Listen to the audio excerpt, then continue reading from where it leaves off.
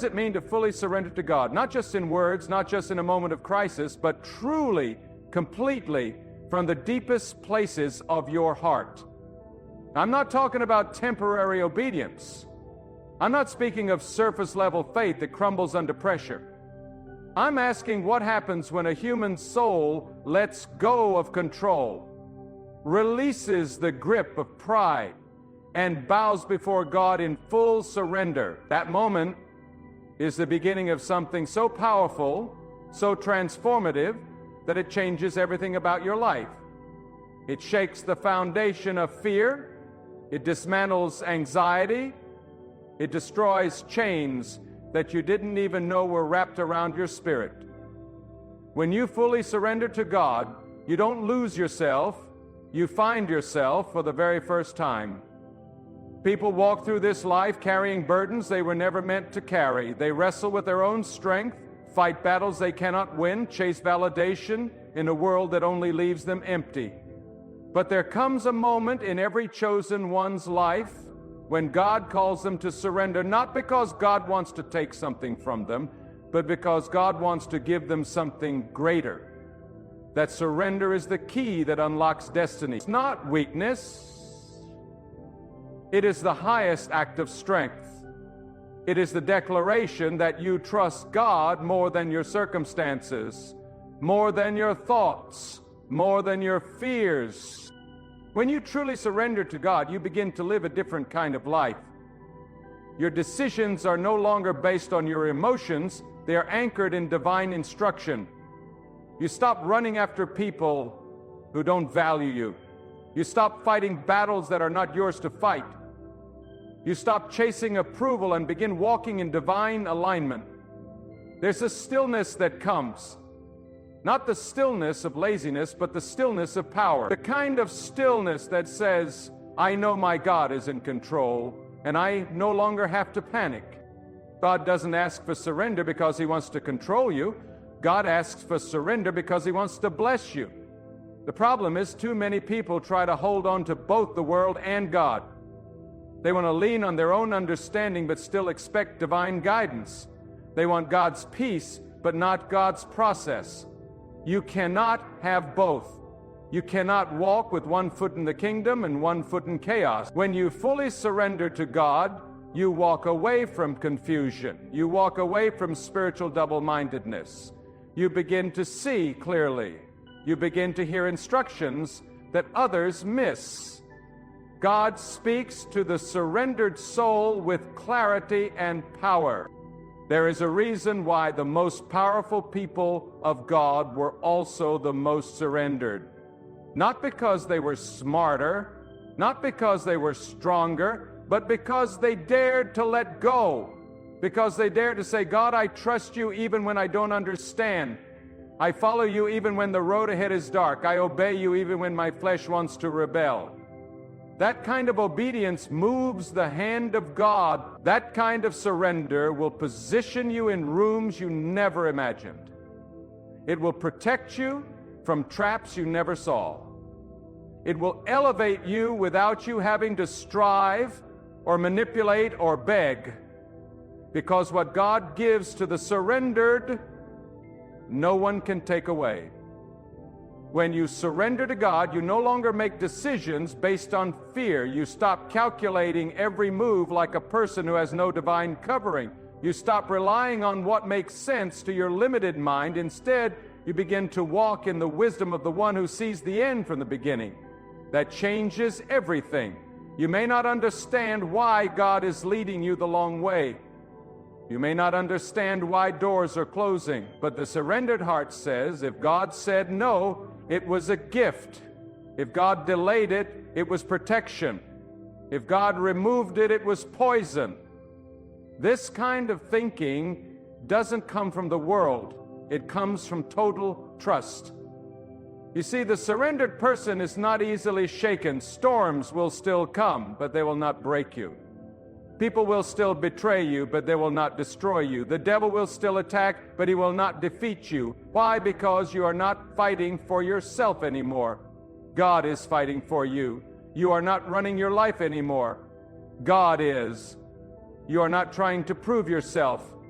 God already knows who you are. That is the power of surrender.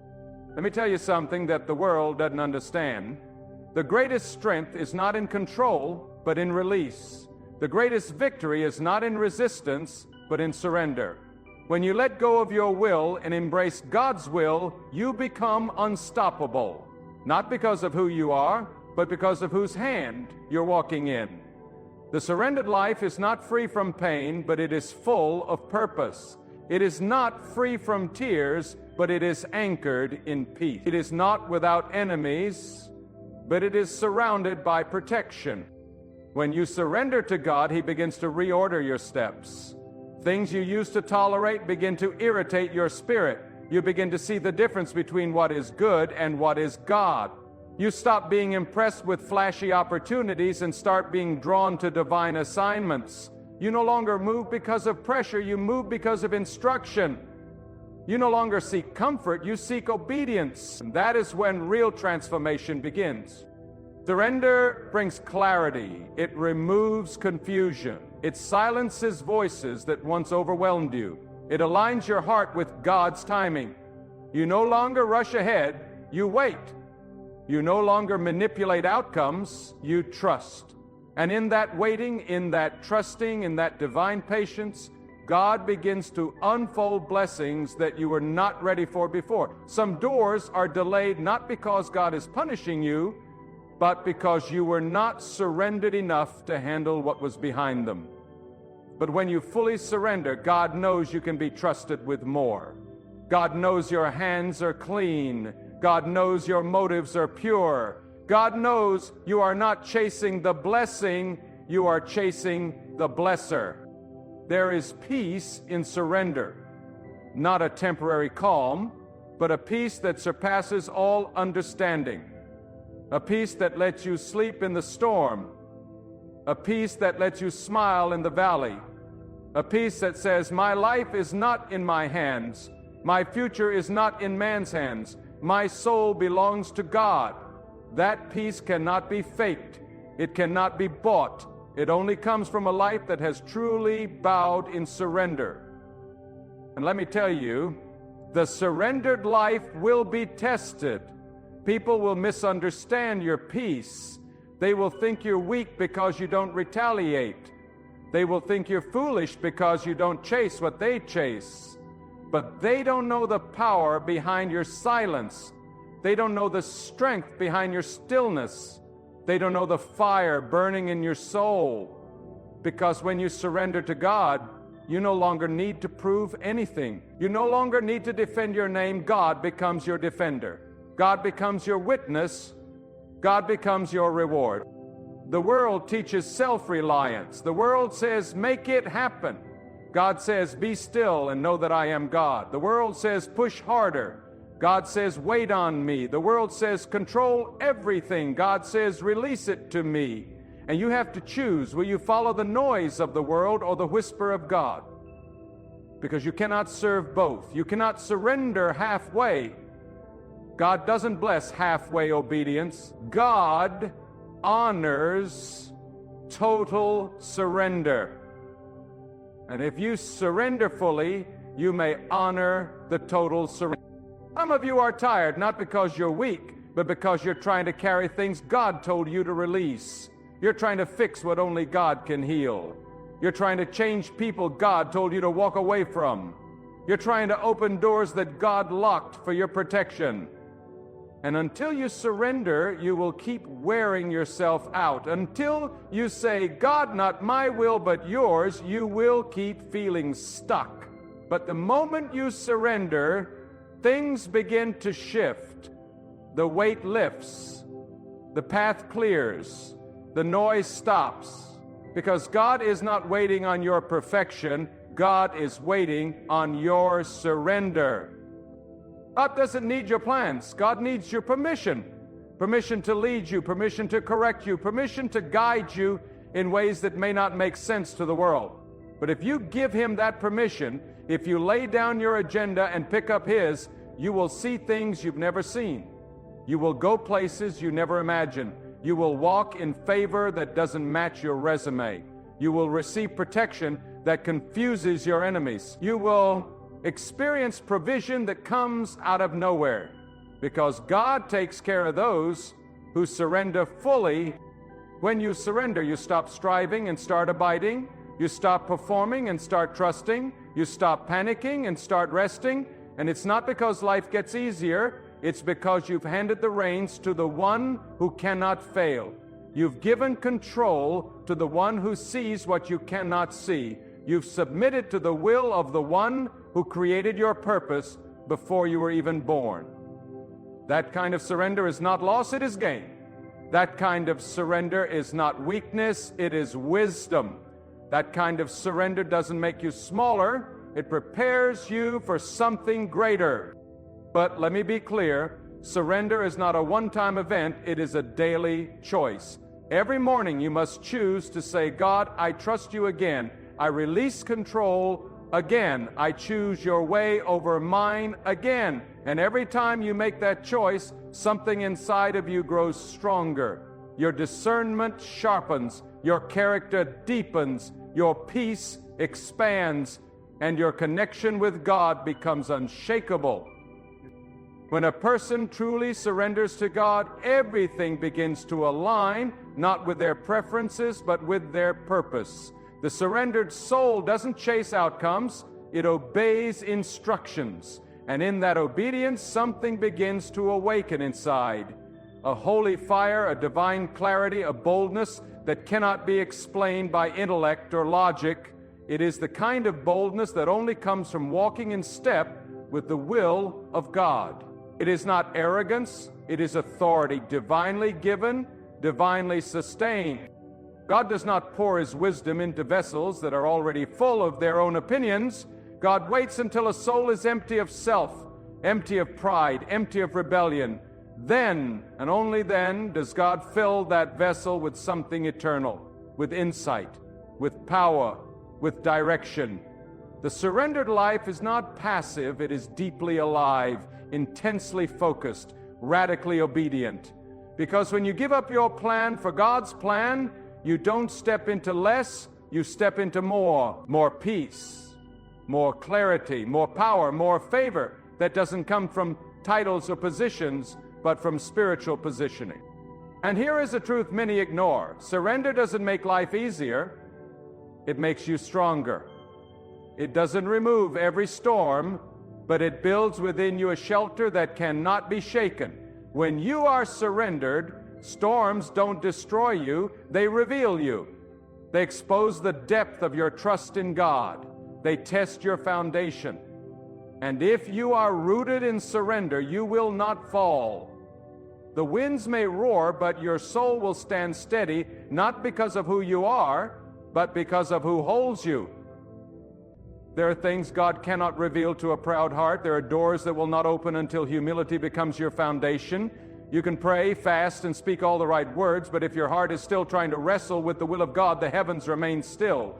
But when you break before God, not in defeat, but in reverence, when you lay your will down and say, God, even if it costs me comfort, even if it costs me relationships, even if it costs me recognition, I surrender. That is when things begin to shift.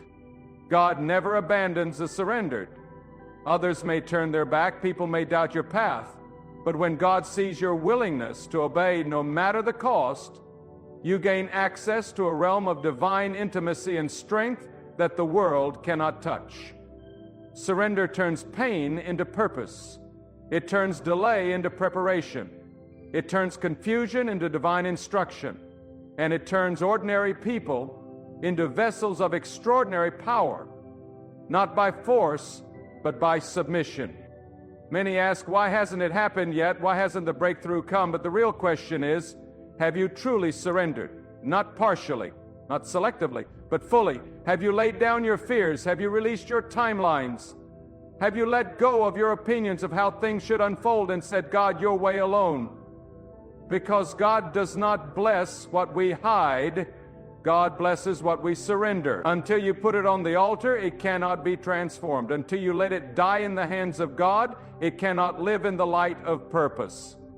Surrender requires trust, and trust is built through stillness.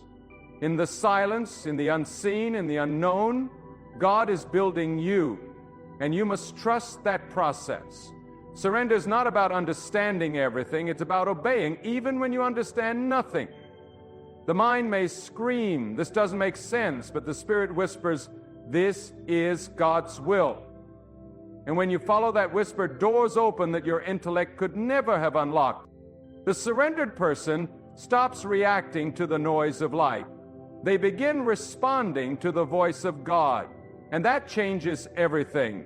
You begin to walk slower, speak with purpose, act with intention. You're no longer rushed by pressure or manipulated by emotion, because your decisions are no longer based on urgency. They're based on divine timing. God doesn't rush, and when you're surrendered, you don't either. You wait, not with frustration, but with faith. Surrender redefines your identity. You stop identifying with your past, your pain, your performance. You start identifying with purpose, with destiny, with the hand of God that has been guiding you through every valley, every battle, every silent night. Surrender removes the masks. It strips away the false identities we wear to impress others. And what's left is something raw, real, and powerful. Your true self as God intended it. And that version of you, the surrendered version, becomes unstoppable, not because of personal strength, but because it is God who carries you. Let me tell you, surrender is not for the faint of heart. It is a path of fire. It is the furnace where ego burns, where pride is shattered, where independence dies. But what rises from those ashes is something fierce, something immovable, a soul that walks with God without compromise, a spirit that cannot be manipulated because it no longer seeks approval from man, a heart that doesn't panic when rejected because it is accepted by God. That's the reward of surrender. Not applause, not fame, but divine intimacy.